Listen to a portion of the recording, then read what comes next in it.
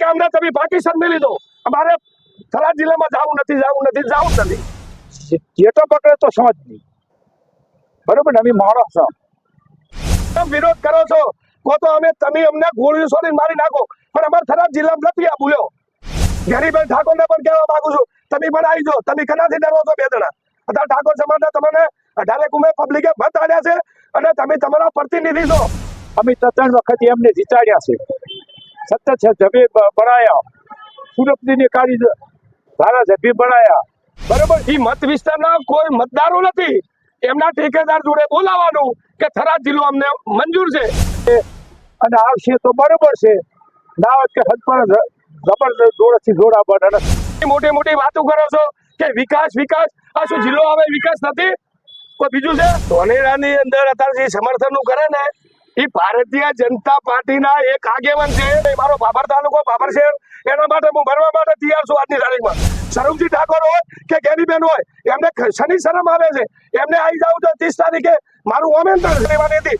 સ્વરૂપજી ઠાકોર તમે હાજર હતા, તમારે ખાલી એટલું તો બોલવું હતું કે ઉભા રહો ભાઈ, મારા મત વિસ્તારને હું મીટિંગ કરી અને પછી હું તમને નિર્ણય લઈશ. નમસ્કાર દર્શકો, સ્વાગત છે નવદેવરાજ ઠાકોર, આપનું સ્વાગત કરું છું. અને બનાસકાંઠા જિલ્લાના વિભાજન બાદ ઠેર ઠેર જગ્યાએ વિરોધ પ્રદર્શન થઈ રહ્યું છે, ત્યારે બનાસકાંઠા જિલ્લાના ભાભરમાં પણ વિવાદ ઉઠ્યો છે અને વિવાદનો અહીંયા પોસ્ટર પણ લગાવવામાં આવી રહ્યા છે, જે ચાલો ભાભર, અને જેમાં ટોટલ 30 જેટલા એસોસિએશનને પણ સમાવેશ કરવામાં આવ્યો છે.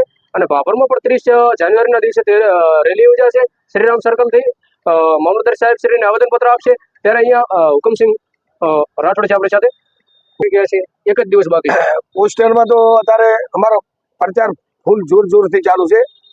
જાણે બનાસકાંઠાની અંદર જાણે વિભાજન કરવામાં આવ્યું, ભારતીય જનતા પાર્ટીની જે ગુજરાતની સરકાર છે એમની ભારતીય જનતા પાર્ટીના એક આગેવાનના કારણે થરાદ જિલ્લો મંજૂરી કે મલીજી છે એ બાબતે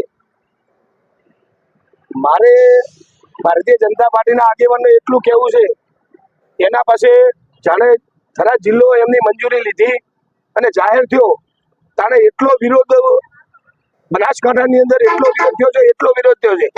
પહેલા નંબરમાં ધોલેરા મત વિસ્તાર, એની પછી કોંકરેજ મત વિસ્તાર, એની પછી દીવદર મત વિસ્તાર, અને હવે ભાભર મત વિસ્તાર પણ વિરોધનો સૂર પુરાવે છે. અમારે ઠાણ અમારા બેનર ચાલે છે. એની પછી ભારતીય જનતા પાર્ટીના જે આગેવાન છે એ બનાસકાંઠાનું જાણે વિભાજન થયું, ત્યારે બનાસકાંઠાની અંદર અત્યારે જિલ્લાની અંદર ભારતીય જનતા પાર્ટીના જિલ્લાના પ્રમુખ કીર્તિસિંહ વાઘેલા દરબાર સમાજના આગેવાન છે, એમને વિશ્વાસમાં લેવા નથી આવ્યા. લોકલાડીલા ભારતીય જનતા પાર્ટીના ધારાસભ્ય કેશાજી ઠાકોર, એમને પણ વિશ્વાસમાં લેવામાં નથી આવ્યા. ધોલેરાના લોકલાડીલા ધારાસભ્ય માવજીભાઈ પટેલ, એમને પણ વિશ્વાસમાં લેવા નથી આવ્યા. ડીસાની અંદર માળી સમાજના આગેવાન પરવીનભાઈ માળી, ભારતીય જનતા પાર્ટીના ધારાસભ્ય, એમને પણ વિશ્વાસમાં લેવા નથી આવ્યા. બ્રાહ્મણ સમાજના આગેવાન પાલનપુરના મત વિસ્તારના ધારાસભ્ય, એમને પણ વિશ્વાસમાં નથી લેવા આવ્યા. અને કોંગ્રેસના મત વિસ્તારના ધારાસભ્ય અમરતજી ઠાકોર, એમને પણ વિશ્વાસમાં લેવામાં નથી આવ્યા. અને ભાભર વિધાનસભાની અંદર કઠપુતળી એવા સ્વરૂપજી ઠાકોર, એમને પણ વિશ્વાસમાં લેવા નથી આવ્યા. સ્વરૂપજી ઠાકોર મીડિયા દ્વારા એમને એવું બોલવામાં આવ્યું હતું કે આ જે મીડિયા દ્વારા એમને એવો સવાલ પૂછવામાં આવ્યો, પ્રતિનિધિ છે, ધારાસભ્ય છે, કે ભાઈ તમે અત્યારે આ પોસ્ટર લાગ્યા છે, તમે રેલીમાં જોડાવાના છો? તો સ્વરૂપજી ઠાકોર એવું બોલ્યા છે, જવાબદારી વાળા વ્યક્તિ ભારતીય જનતા પાર્ટીના ધારાસભ્ય, કે એ વ્યક્તિનું છે. તમે મારું પોસ્ટર આજની તારીખમાં જોવો, અત્યારે જે મારી રેલી ઉજાઈ રહી છે, ભાભર તાલુકા શહેર સમિતિ છે અને તાલુકા સમિતિ છે, ભાજપ કે કોંગ્રેસ નથી. તો ભારતીય જનતા પાર્ટીના જે સ્વરૂપજી ઠાકોર આવું બોલે છે, તો મારે એક બીજો અહીંયાની જે મેં 5 ધારાસભ્ય બોલવામાં આવ્યો, વિશ્વાસમાં નથી લીધા. એટલે બનાસકાંઠાની અંદર અત્યારે સંસદ સભ્ય જ્ઞાનીબેન ઠાકોર અત્યારે MP, એટલે એમને પણ વિશ્વાસમાં લેવામાં નથી આવ્યા. તો 30 તારીખે અને જે મીડિયા દ્વારા જે મીડિયાને જે નિવેદન આવ્યું છે, સ્વરૂપજી ઠાકોરને હું એવું કહેવા માંગુ છું કે ભારતીય જનતા પાર્ટીના ધારાસભ્ય ઈરાયા રેલીમાં જે આગેવાની લે, તો પોસ્ટરની મદદ મારી, આખી રેલીની બધી જવાબદારી મારી. એટલે સ્વરૂપજી ઠાકોર અત્યારે આગેવાની લેશે ને, તો રેલીમાં અમે જોડાવા માટે તૈયાર છે. અને ભારતીય જનતા પાર્ટીના એક આગેવાનના કારણે સ્વરૂપજી ઠાકોર જેમ કઠપુતળી બની ગયા છે, તો એમને મારે 30 તારીખે મારી રેલી છે. ધારો કે દીવદર જૈન રસ્તાથી રોમ સર્કલથી વાવ ચક્રાથી લાઠી બજારથી તિરુપતિથી રાધનપુર ગાય ચક્રો અને મામલતદાર શ્રીને આવીને પત્ર આપવાનું છે. તો મારા લોકલાડીલા સંસદ સભ્ય જ્ઞાનીબેન ઠાકોરને મારું આમંત્રણ છે કે તમે ચોક્કસ પધારજો. અને ભારતીય જનતા પાર્ટીના ધારાસભ્ય સ્વરૂપજી ઠાકોરને પણ મારું આમંત્રણ છે, તમે કઠપુતળી ના બનશો, તમે બતારો. તમને જ્ઞાનીબેન ઠાકોરને 3 વાર ભાભરવા વિધાનસભાએ અને ભાભર શહેરે મત આપી અને વિજય બનાવ્યા છે. સ્વરૂપજી ઠાકોરને ભારતીય જનતા પાર્ટીને પેટા ચૂંટણીમાં વિજય બનાવ્યા છે. તો તમે મત વિસ્તારનું, ભાભર શહેરનું અને ભાભર તાલુકાનું વિચારો અને તમે 30 તારીખે રેલીમાં જોડાઈ જાજો. તો તમારી વધી રહેશે, તમે કઠપુતળી મત બની જો. એવી મારી એક જાહેર તમને એક આમંત્રણ આપું છું. એક ભાભર શહેર સમિતિ અને ભાભર તાલુકા સમિતિ, ભાજપ કોંગ્રેસ નથી, એક વ્યક્તિનું નથી, આ આખું એક જિલ્લાનું. અમારે થરાદ તો પાછું કોઈ બી હિસાબે જવાનું નથી. થરાદ તમે ભારતીય જનતા પાર્ટીના એક આગેવાન ભાભર શહેર અને ભાભર તાલુકાના જેમ બકરાને બોધીને એમ એ થરાદમાં લઈ જશે, તો થરાદમાં મારે જવાનું નથી. અમને એક વગર જિલ્લો આલો. જો ધોનેરા મત વિસ્તારને કહું છું અને દીવોદર મત વિસ્તારને કહું છું, કોંગ્રેસને કહું છું, ભાભરને કહું છું કે તમે જો ચૂંટણી આવે, તાલુકા પંચાયત આવે, વિધાનસભા આવે, લોકસભા આવે, જિલ્લા પંચાયત આવે, તમે 4 તાલુકા મતદાન ના કરશો અને ડોક્યુમેન્ટ ના બદલાવશો, અમને વગર જિલ્લો આપો. આ અમારો સૂર છે, આ અમારી માગણી છે. શું કહેશો? ધાનેરા તો જિલ્લામાં સમર્થન કરી રહ્યા છે કેટલાક લોકો. ધોનેરાની અંદર અત્યારે જે સમર્થન કરે ને એ ભારતીય જનતા પાર્ટીના એક આગેવાન છે. એટલે અત્યારે જે બનાસકાંઠાની અંદર જેટલી એપીએમસી ચાલે છે ને એમને ટેકેદાર છે. કયા ટેકેદાર? ભાભર એમના ટેકેદાર, દીવદરના ટેકેદાર, કોંગ્રેસમાં ટેકેદાર, પાલનપુરમાં ટેકેદાર, દીવદરની અંદર ટેકેદાર, બધે ટેકેદાર. એ મત વિસ્તારના કોઈ મતદારો નથી. એમના ટેકેદાર જોડે બોલાવાનું કે થરાદ જિલ્લો અમને મંજૂર છે. એ મતદાર નથી બોલતા. એ ભારતીય જનતા પાર્ટીના જે જિલ્લો લઈ જાઓ ને, થરાદ જિલ્લા લઈ જાઓ, એ આગેવાનના કારણે જ આને બધા બોલે છે. એમના સવાલ જ મત વિસ્તાર કોઈ બોલતું નથી, લોકો બોલતા નથી. પણ ઘણા લોકો તો એમ કહી રહ્યા કે ભાભરમાં એક હુકમસિંહને વાતો છે, બીજા બધાનું સમર્થનમાં જે અત્યારે જે સમર્થન આલેલા ને આજની તારીખમાં જે આપણે સંસ્થાનું નામ બોલાવ્યું ને, તો દેખો જો આપણે મારે આ જે 1 જ મિનિટ નું આપ્યું ને, એ સોની સમાજે અમને નિવેદન એવું આપ્યું છે કે તમે આ બોર્ડ માર્યું છે સંસ્થાનું બોર્ડ મેં એવું માર્યું છે કે મેં અમને પૂછ્યું નથી. એ બરાબર છે, પણ મેં કેવી રીતે બોર્ડ માર્યું કે મને તમે સમર્થન આપો. હવે જે બોર્ડ વાળા જે અત્યારે માર્યું ને, એ સોની સમાજે નિવેદન આપ્યું ને, સોનીએ પરવીનભાઈ સોનીએ, એ સોનીના ધર્મપત્ની ભારતીય જનતા પાર્ટીના નગરપાલિકાના કોર્પોરેટર છે. પછી જે જૈન સમાજે જે રજનીભાઈએ આપ્યું, એ ભારતીય જનતા પાર્ટીનો 20 વર્ષથી ભારતીય જનતા પાર્ટીનો સભ્ય છે. એટલે ભાભર તાલુકો, ભાભર શહેર, આ વગર જિલ્લો બને એમ એક સંઘ છે. એટલે વગર જિલ્લો બને એટલે શું ભારતીય જનતા પાર્ટીના ભાભર તાલુકો, ભાભર શહેર શું વિરોધ છે? આ ભાજપનું કોંગ્રેસનું નથી, ભાભર શહેર, ભાભર સમિતિ છે. તમે મોટી મોટી વાતો કરો છો કે વિકાસ. આ શું જિલ્લો આવે વિકાસ નથી?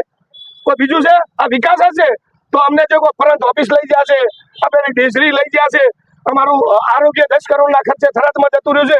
અમે તમને હાથ જોડીને વાત કરે છો કે અમને અમારે ભાભર જિલ્લો નથી જોતો, અમને એક વગર જિલ્લામાં સમાવેશ કરો.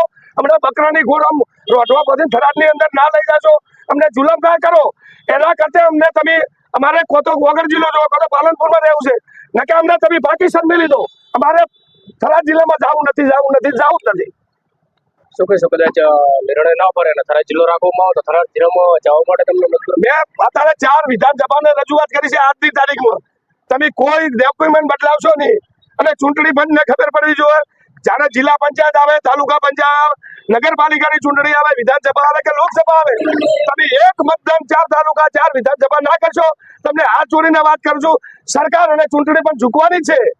અત્યારે જનતાને મારો એક આવેદન છે કે તમને જેટલી સંસ્થાઓ મેં લખી છે, જેટલા બધી સમાજો આવી છે, કે તમને હાથ જોડીને વિનંતી કરું છું કે તમે જો એકવાર તમે આ જે મારી રેલીમાં તમે નહીં જોડો તો તમે થરાદ જિલ્લામાં જતા રહેશો. તો તમારે કોઈ છોકરો બહાર ભણતો હોય છે તો થરાદમાં જિલ્લો બનશે તો ત્યાં બહાર ભણતો છે જાશે ને એને ગાંધીનગર કે મહેસાણાની જરૂર પડે તો કેટલું વળવું પડે?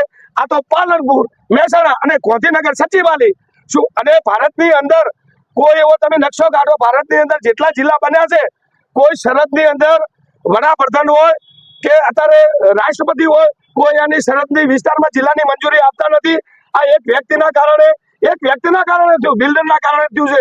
તમે અત્યારે કોઈ બી તમે અત્યારે ભારતની અંદર જો તમારે સરહદ હશે, જે પાકિસ્તાનની સરહદ હોય કે રાજસ્થાનની સરહદ, ત્યાં જિલ્લાની પરવાનગી હોતી જ નથી.